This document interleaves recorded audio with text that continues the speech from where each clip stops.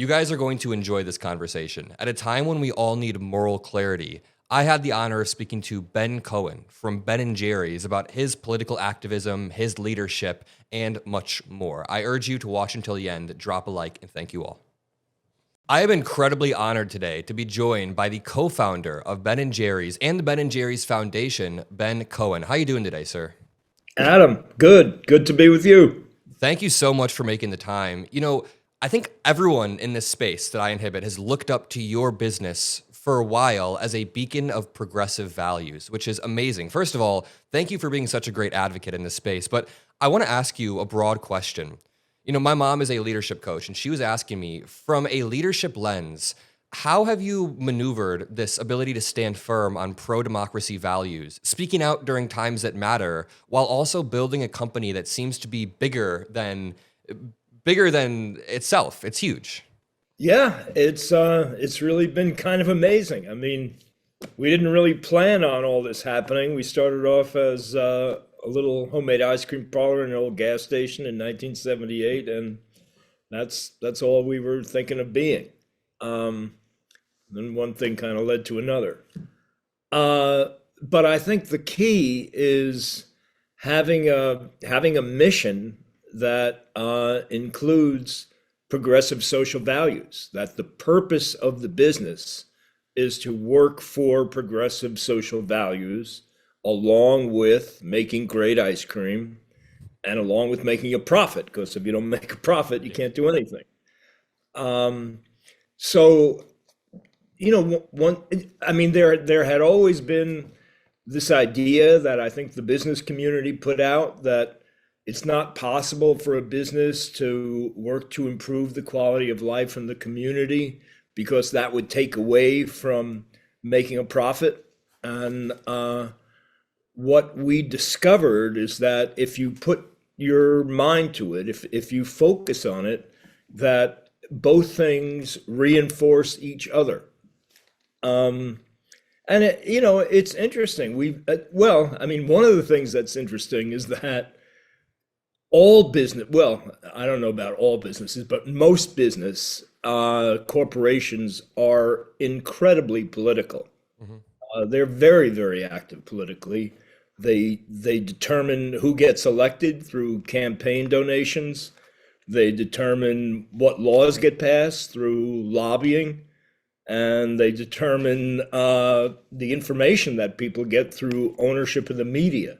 So, you know, the difference is that in general, business takes those stands in its own narrow self-interest, and they do it covertly. They don't particularly want people to know that they're controlling our elections and our legislation.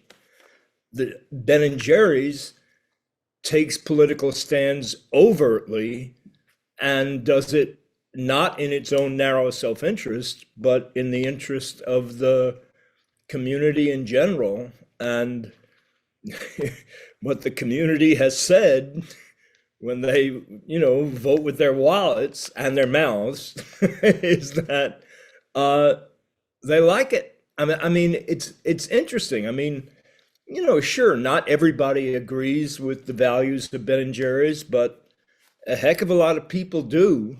And when a business is always trying to form a relationship with its customers.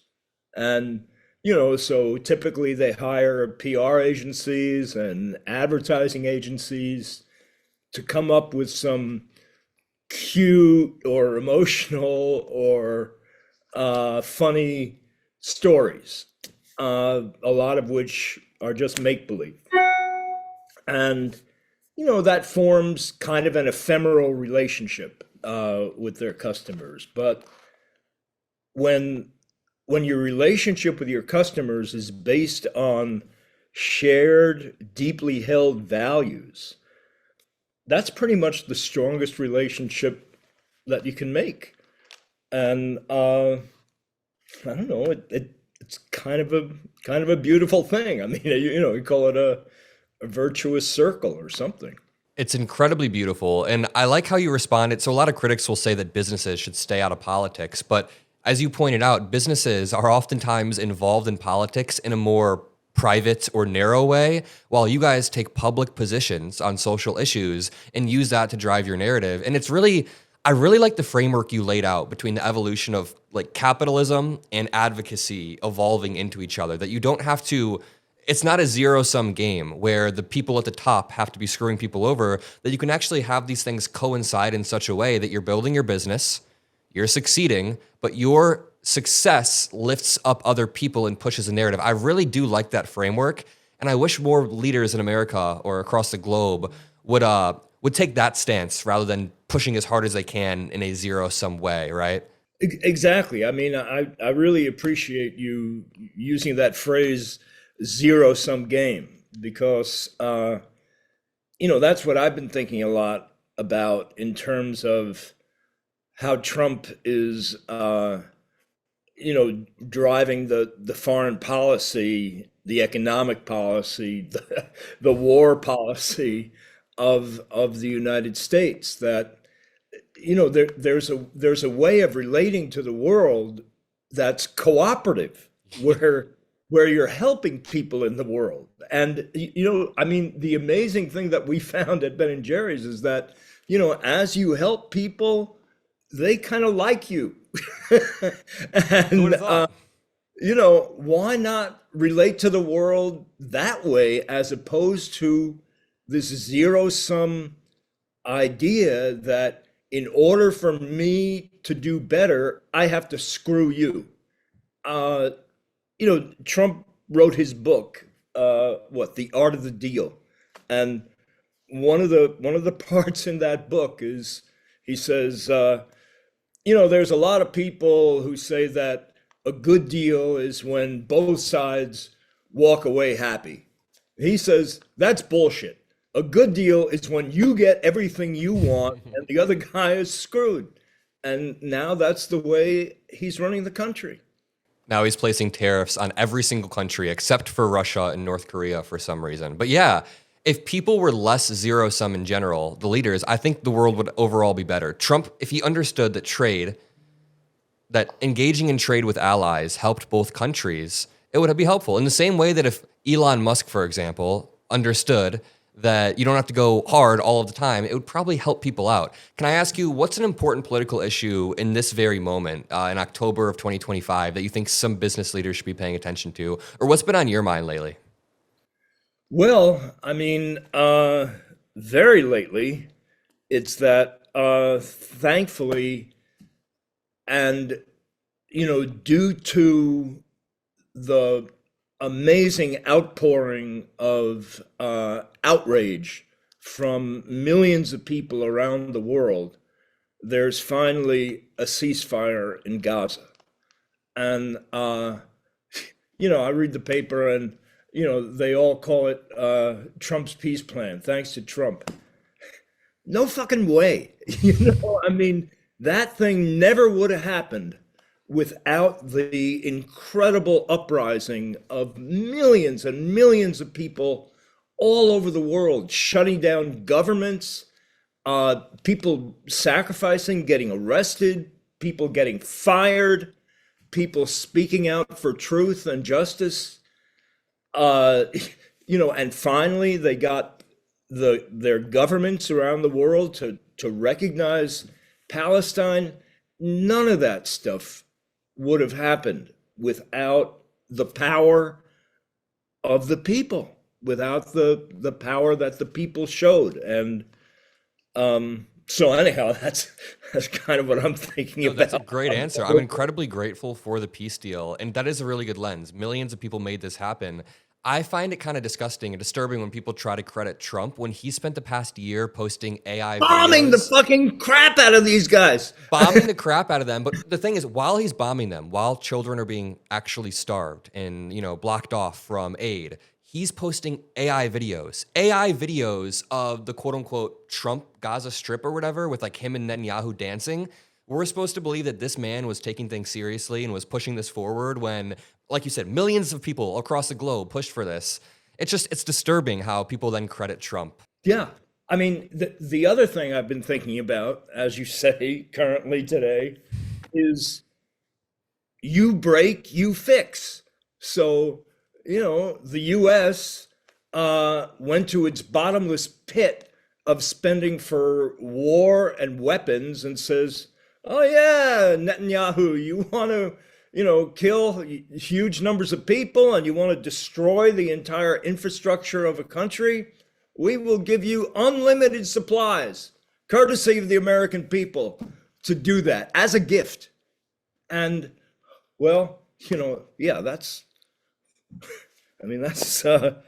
kind of, I'm speechless. Messed up. Yeah, there shouldn't be. But the other side of it is, okay, let's dig into that bottomless pit, and now let's give that money to Palestinians so that they can rebuild their place in the way they want it built. And instead of providing them with bombs, provide them with all the tools. Yep. This idea a country can, pursue a war, destroy all this shit, and then, just kind of walk away and say, well, the international community, we ought to get volunteers, let's take up a donation, to help these guys rebuild all the crap we destroyed. That ain't America. I think in the immediate term, America needs to recognize Palestine as a state, like ASAP. But Trump is currently, didn't he try to sanction Canada for recognizing Palestine as a state?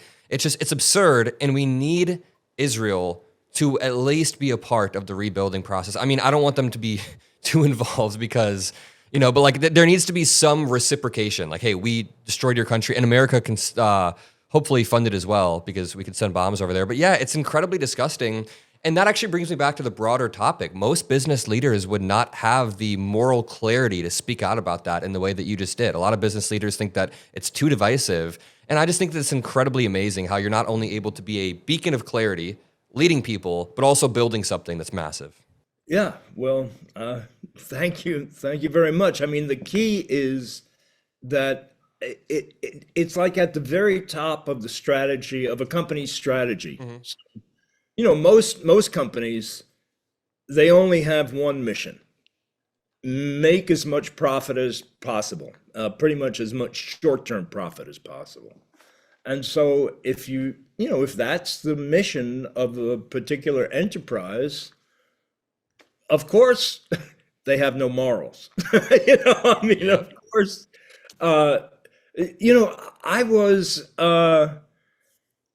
so happy and felt really encouraged that after the murder of George Floyd, all these corporations came out with these wonderful statements about diversity, equity, and inclusion, and we're going to diversify our workforces, we're going to diversify our supplier bases, we're going to help people that we've formerly been discriminating against. And that was beautiful, and they actually, I think they started doing that stuff. Banks said that we're going to loan money to people who we formerly kind of discriminated against. Yeah. And then Trump comes in and says DEI bad, and they all say, okay, no DEI for us. And but then I understood it. They don't have a social mission. They only have a profit mission. And if the current winds say get rid of DEI, okay, get rid of DEI. And they just follow the wind. I guess my final question would be from a little bit of a personal lens. What advice would you give to me? I'm a 23-year-old dude who owns my own business. We're scaling it rapidly. I mean, just a little bit about me. I live in Chicago. I run this YouTube channel that I started when I was 9 years old. I used to make these Minecraft videos, right? And then all throughout middle school, I remember getting kicked out of class for debating gay marriage with my teacher. And I wanted it to be legalized by the Supreme Court. And he didn't. I don't know why we were debating. But then when I graduated high school, I realized I can start this business, this online business of video creation and debating and talking to Trump supporters. And now we're scaling rapidly. So with a little bit of that context, like what advice would you give to someone who is building a team under me, editors, and trying to push my own social mission? And I feel like I hope to be in this game for a while. So what's your advice? Well, I mean, it's great to hear that you've been doing this for so long and you began at such a young age. You're talking about, what you were doing at the age of 9. At the age of 9, I was making copper enamel jewelry and bringing it into school to sell. So, Well, that was entrepreneurial. That led to well, your ice yeah, cream but you're business. doing better stuff, and I appreciate it a lot more. Uh, my experience in business is that it's all about the people. It's all about the people that you hire, and you say that you're scaling and you're starting to, I guess, hire more people. And there was a time in Ben and Jerry's history when we were growing very, very rapidly, and the problem of hiring a lot of people fairly rapidly is that, if you're starting off really small in terms of your culture, in terms of your values and beliefs and the way you work, it's the people that are currently in the business that carry the culture. And if you end up hiring more new people than you have old people, the culture kind of changes. The culture shifts because mostly what you've got is people from the outside with their outside culture coming in, and it's changing yours.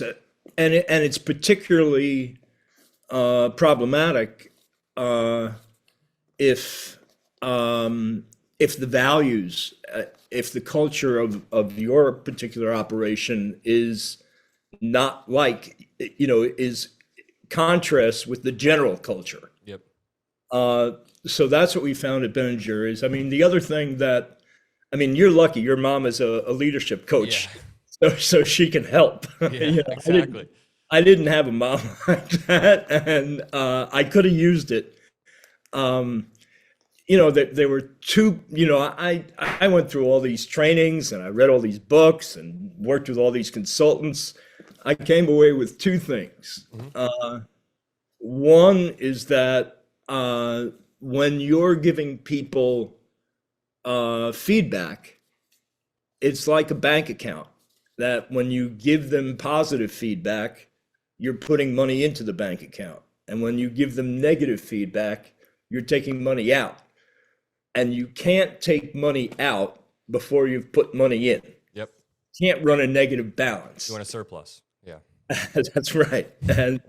And the other thing is, I had really high standards, for myself and, everybody else. And I expected that people that I hired, of course they should be doing their jobs. And, and I would walk around and I'd find whatever's not going right, and I'd focus on that. And that's not such a good way to do things. I saw this, this article that talked about catch people doing something right instead of catching them doing something wrong. And, so that's what I, That's really strong advice. for my 74 years, that's what it came down to. That's really strong advice. As I build, I'll continue to keep all of that in mind. I appreciate this time more than you know. Thank you for the chats, and I hope we stay in touch and continue to talk. Really good talking with you. Take care. Bye-bye, Adam.